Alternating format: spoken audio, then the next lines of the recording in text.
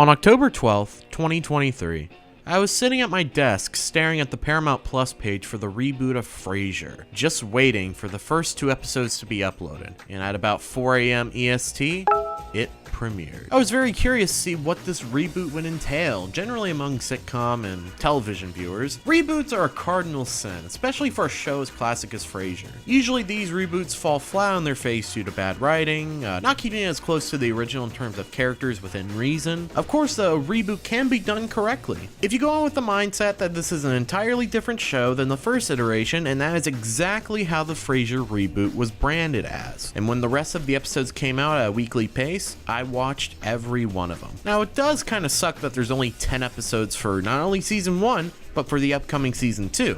But according to Kelsey Grammer, he's been trying to push for 24 episode seasons like the original series. Season 1 for me was honestly pretty good. There's definitely some potential so far as seeing how these new characters interact with the character of Dr. Frasier Crane, just like how they did 30 years prior when he left Boston for Seattle. While part of me believes the reason Kelsey did this role again was because he realized it's tough to get another acting job when you're known as Frasier, seeing how many shows he was a part of after Frasier just failing. But shit, I don't care. I'm a diehard fan of the original series. A reboot was something I was morbidly curious about. Morbidly, because I was terrified it would just be a shit cash grab or tax write-off and would taint the name of a show as beloved and critically acclaimed as Frasier, but they didn't. Something that they kept true to the character is that they never put him in the same exact situation. In the original run of Frasier, he moved from Boston to Seattle with a new storyline and characters to work with. What stays the same is his sort of posed intolerance for change, and yet his ability to always roll with the punches. We're seeing his brother and his father,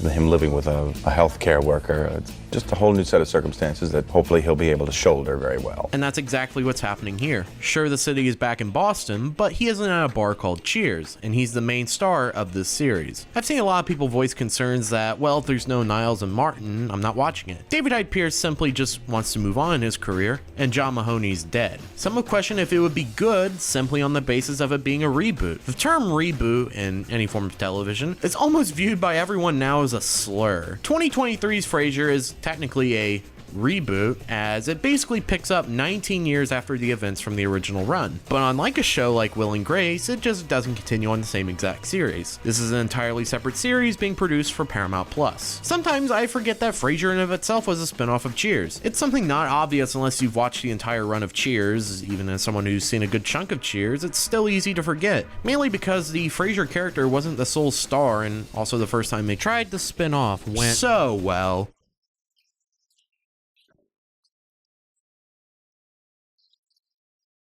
Spinoffs and reboots aren't too far apart in the way of building new storylines, at least in the context of Frasier Crane. In Cheers, he was a psychiatrist and bar patron of Cheers. In Frasier 1993, he's in Seattle as a radio personality giving advice to people every day, alongside helping his aging father and reconnecting with his brother. In Frasier 2023, he's discovered after leaving Seattle for Chicago as Charlotte, he lands himself a Dr. Phil-like show, then he leaves it, focuses on writing, then comes back to Boston for a guest lecture and attempts to reconnect with his son Frederick, leading him to live in Boston and take up a job at Harvard. Friends even tried to capitalize on this with giving Joey, what the fuck was his stupid last name, Tribbiani, his own show, but that's a story for another day. But just a heads up, it only lasted 2 seasons. I get reboots get a bad image and all, and I mean, hell, even I was skeptical. But even that shows to me that every reboot deserves a fair chance. Sometimes, depending on the original source material being worked with, can turn out fantastic. Season 1 had a total of 10 episodes produced for Paramount Plus, releasing once a week on Thursdays, with the first 2 being re-aired on CBS with 2.2 million viewers watching the pilot, which is kind of impressive for 2023. I can summarize most of Season 1 pretty well. References. And it's something I understand, especially if you're trying to introduce new people to the series who never watched the original run, but sometimes it would get a bit obnoxious. But as someone who has seen 2 episodes of Season 2, it seems to be just something they did for the first season. I can say it's looking like a bright future for this reboot's potential for a fantastic standalone sitcom. So let's review the pilot episode. And boy oh boy am I terrified the Paramount Global fucking overlords are going to strike this video down about 6 times and then I'm gonna go fucking give up. You see, it takes patience to make a man. The patience to what?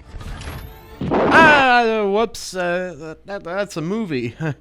There we go. I don't give a fuck who's on that plane. I'm the baddest motherfucker on the planet. I am Darius Grouch III, the Rumble, and I am taking down the money plane! Ah, damn it, that's another movie. My bad.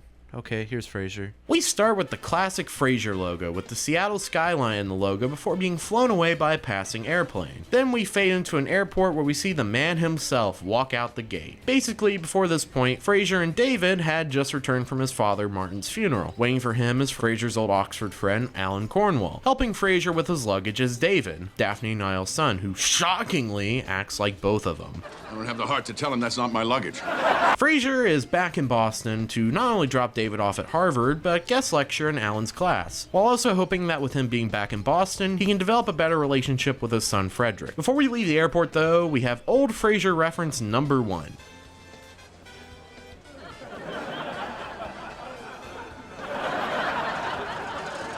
Frasier then shows up to Freddy's apartment to say hi, awkwardly. As you can tell, tensions have been high between the two, most likely due to Frederick's dropping out of Harvard to become a firefighter, which in some way disappointed Frasier. Out comes Eve, who Frasier mistakes as a new girlfriend of Frederick's but hadn't been told of, which of course hurts Frasier more due to their already lack of contact. But because Frederick is, for lack of better words, a retard, he was actually lying about the two dating. In reality, it was just so he didn't have to try and explain to his dad what the actual situation was between them having a child. So, he doesn't know about John. He does not know about John.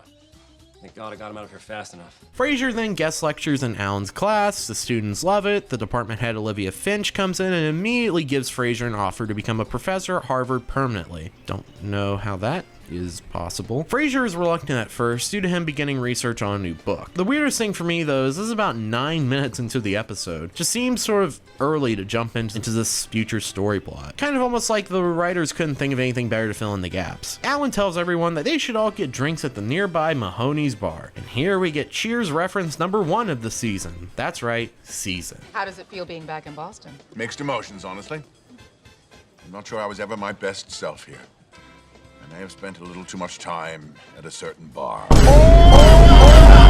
As Frasier laments on how he was able to convince and inspire students but not his own son, Olivia tries her hardest again to get him to teach at Harvard, with the real motive being revealed later in the season. Frasier decides that he wants to make dinner for his son and attempt to patch things up. Frasier drops on by Freddy's for dinner, hoping for just a one-on-one. Then David creepily shows up out of nowhere, giving Frederick a perfect excuse not to be alone with his dad. Of course, it wouldn't be a sitcom if there wasn't It Can't Get Any Worse, because Alan and Olivia show up under the guise of, we'll help you so you can spend time with your son. With Olivia once more insisting at Harvard is great, blah blah blah. Eve also shows up with John, which is not good. So what do? They play sneak away all night long.